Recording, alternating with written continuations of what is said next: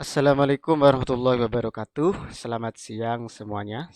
Dalam kesempatan ini saya akan berikan pengantar diskusi kita mengenai perkembangan sistem pendidikan pondok pesantren. Baik, kajian tentang pesantren selalu menarik untuk dilakukan dan terus berkembang. Sebab pesantren adalah satu-satunya lembaga pendidikan yang tertua lahir dari rahim nenek moyang Indonesia, terus ada dan masih eksis sampai sekarang. Menurut Cak Nur, pesantren sebagai lembaga indigenius, yaitu lembaga yang tidak hanya lembaga keislaman, tapi juga lembaga yang mengandung makna keaslian Indonesia. Hal ini menurut saya tidak berlebihan karena pesantren ada sejak abad 13. Menurut penelitian yang mengatakan pesantren awal kali didirikan oleh Syekh Maulana Malik Ibrahim. Yang lain mengatakan pesantren pertama kali didirikan oleh Sunan Ampel dan Sunan Giri. Pada intinya pesantren pertama kali itu ada sejak abad ke-13, yaitu awal kali Islam masuk ke kawasan Nusantara. Selanjutnya ada di Indonesia, misalnya di Jawa Timur itu ada pesantren-pesantren yang berusia tua seperti Pondok Sidogiri, Siulan Panji, Termas, Pacitan, Pademangan, Bangkalan di abad 17. Dan pesantren-pesantren ini masih ada sampai saat ini dan berpengaruh. Santri-santri yang mondok di generasi ini kemudian ketika pulang juga mendirikan pesantren. Makanya saya namakan murid generasi sebelumnya. Seperti pesantren Rejoso, pesantren Tebu Ireng, pesantren Lirboyo, Sukrojo, Gontor, dan masih banyak lain yang belum saya sebutkan. Terbaru pada tanggal 13 Juli 2019 dalam Inspendis 2019 terdapat 27.276 pondok pesantren yang telah terdaftar. Ini artinya apa? Bahwasanya pondok pesantren itu yang ada sejak abad 13 itu masih terus bertahan dan eksis sampai saat ini. Perbedaannya ketika pertama kali pesantren itu ada, itu memang sebagai lembaga pengajaran sekaligus dakwah Islam. Namun yang mendominasi adalah tujuan ini, tujuan lembaga dakwah. Baru kemudian di generasi selanjutnya tujuan itu bergeser lebih dominan pada pengajaran agama Islam. Santri, seorang yang akan belajar tentang Islam, belajarlah di pesantren. Itu bukan untuk lebih dominan pada pengajaran.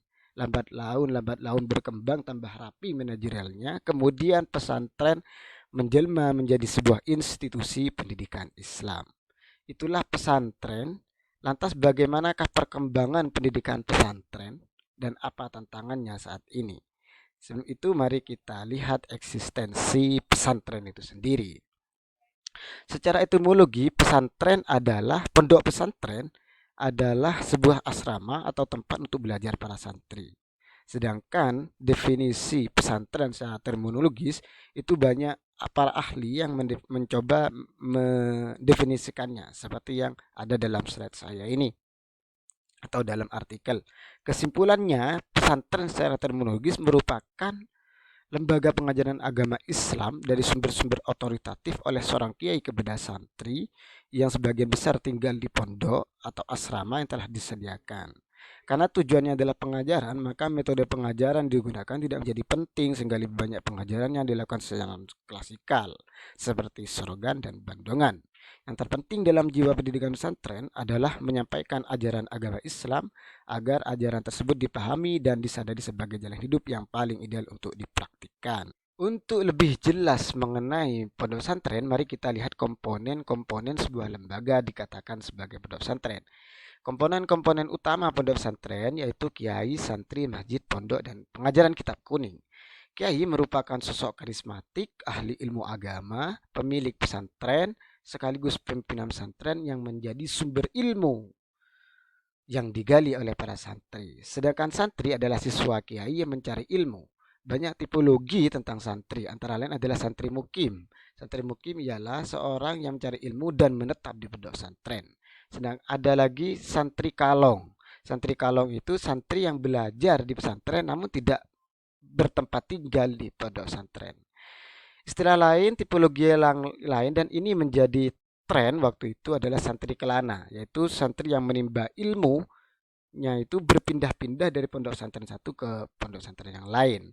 Komponen selanjutnya adalah masjid. Masjid selain sebagai tempat ibadah di pesantren menjadi pusat transmisi ilmu kiai kepada santri, juga menjadi tempat praktik ilmu dan ibadah.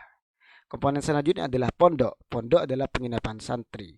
Pondok ini berfungsi sebagai media penghubung santri dengan kiai baik secara fisik dan psikologis, sehingga hubungan antara kiai tidak hanya dekat tempat tinggalnya namun juga dekat sebagai guru murid, bahkan sebagai bapak dan anak. Selanjutnya adalah kitab kuning. Kitab kuning adalah pengajaran sumber kitab berbahasa Arab tanpa syakel ya dan tanpa harokat yang dikenal dengan kitab gundul. Menurut Gus Dur, pengajaran kitab kuning itu ada dua gelombang.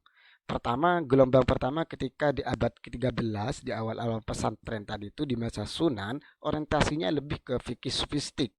Sehingga yang dikenal dalam periode ini sampai ke abad 19, abad 18 itu kitab-kitab yang tersohor antara lain yang paling tersohor dan rata-rata diajarkan di pondok-pondok itu adalah kitab takrib karya Abu Syuja Al-Isfahani dan kitab Bidayatul Hidayah karya Imam Al-Ghazali yang di situ menerangkan tentang fikih sekaligus mengandung nilai-nilai tasawuf dan akhlak.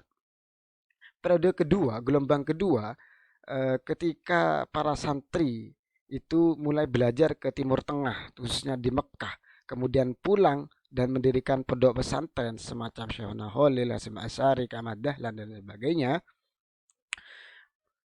Materi pembelajaran kitab kuning di pesantren itu ditambah. Misalnya dalam fikih itu tidak hanya kitab takrib, tapi juga Fathul Qorib, Fathul Mu'in, Fathul Wahhab karya Zakaria Al-Ansari dan bahkan kitab raksasa semacam Majmu' karya komentar dari kitab Al-Muhaddab yang itu berjumlah 13 jilid dan masih banyak lagi kitab-kitab yang ditambahkan baik di bidang tafsir, ilmu tafsir, mantik, balaghah dan lain sebagainya.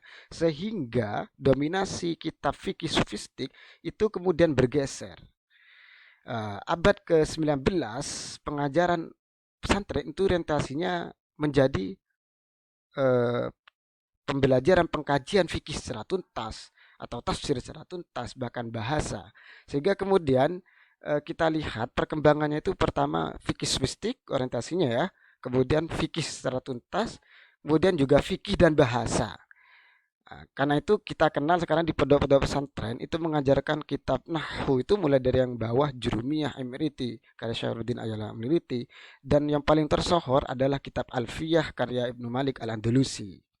Itu kira-kira perkembangan pendidikan pesantren. Itu analisis saya mengenai perkembangan pesantren dari dari materi yang diajarkan. Kemudian kita lihat lagi sistem pendidikan pesantren pada tujuannya. Tujuan pendidikan pesantren yang pertama adalah lembaga tafakuh fiddin, bertujuan agar santri yang belajar di pesantren itu paham agama. Yang kedua menekankan pada moralitas dalam kehidupan sehari-hari. Yang ketiga pengembangan sumber daya alam. Menurut para ahli yang lain, tujuan pendidikan pesantren bahkan ada 4, yaitu mencetak kader ulama yang ahli dalam suatu bidang ilmu keislaman. Kedua, mencetak para muslim yang taat, meskipun tidak sampai pada tingkat ulama. Yang ketiga, mencetak kader-kader pemimpin keagamaan dan sosial. Yang keempat, mencetak tenaga yang memiliki keterampilan dan keahlian yang relevan dengan perkembangan kebutuhan zaman. Itu tujuan pendidikan pesantren. Kemudian, sistem pendidikan pesantren juga dapat kita lacak melalui tipologi pesantren. Yang saya sebutkan ada 3 ini ya, yang kita kenal, kita kenal itu pesantren salaf, muatan ilmu agama saja, metode pengajarannya tradisional seperti sorogan dan bandongan. Selanjutnya pesantren kholaf menggunakan metode modern, tidak non klasikal lagi tapi sudah berbentuk sekolah, madrasah dan bahkan perguruan tinggi. Selanjutnya pesantren campuran. Di pesantren ini sudah mulai masuk ilmu umum dan metodenya juga akomodir antara tradisional dan modern. Sebetulnya tipologi pesantren tidak hanya ini saja. Definisi tentang tipologi pesantren, perbedaan-perbedaan itu disebabkan oleh perbedaan perspektif yang diteliti. Masih banyak peneliti yang meneliti pesantren dari perspektif lain, misalnya dari muatan kurikulum. Itu menghasilkan tipologi lain. Ada yang dari sisi kelembagaan dan pengajaran, ada yang dari spesialisasi keilmuan, sehingga muncul tipologi pesantren lain, misalnya pesantren fikih, pesantren tasawuf, pesantren tarekat, dan sebagainya. Ada yang jenis santrinya, misalnya pesantren yang santrinya anak-anak, kemudian remaja, ada orang tua, atau dari komunitasnya mana, misalnya ada pesantren NU, pesantren Muhammadiyah, pesantren Al-Irsyad, pesantren Persis, dan bahkan pesantren netral semacam pesantren Gontor, dan pesantren Al-Yakin. Pada intinya, mengenai deskripsi pesantren itu tidak dapat digeneralisasi karena masing pesantren itu memiliki karakteristik yang unik dan berbeda-beda pesantren satu dengan pesantren yang lain. Kesimpulannya, karakteristik sistem pendidikan pesantren itu tujuannya adalah tafakuh dan amal soleh. Metodenya bisa tradisional, modern, atau pengembangan keduanya. Materinya ilmu agama dan ilmu umum. Pendidik dan pimpinan kiai sebagai pimpinan dan pengajar yang menentukan metode dan kurikulum pesantren. Selanjutnya, tantangan dan respon apa yang harus dilakukan pesantren? Tantangannya yang pertama adalah globalisasi. Globalisasi ya. Dari globalisasi ini nanti muncul hegemoni barat, baik di bidang sosial, politik, ekonomi, dan bahkan pendidikan. Juga yang menjadi tantangan adalah esensialisasi budaya. Karena itu pesantren harus melakukan respon. Menurut saya respon yang dilakukan ini 4 ini. Yang pertama, mengambil sikap win-win solution.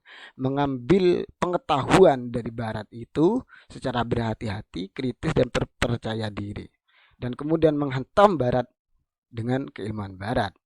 Yang kedua, mengembalikan watak pendidikan pesantren ke watak pendidikan Islam yang sejati, yaitu internasionalis, yaitu bagaimana caranya pendidikan pesantren itu mendunia. Jadi tidak hanya dikenal di Indonesia, namun juga menjadi tauladan pendidikan di dunia secara umum.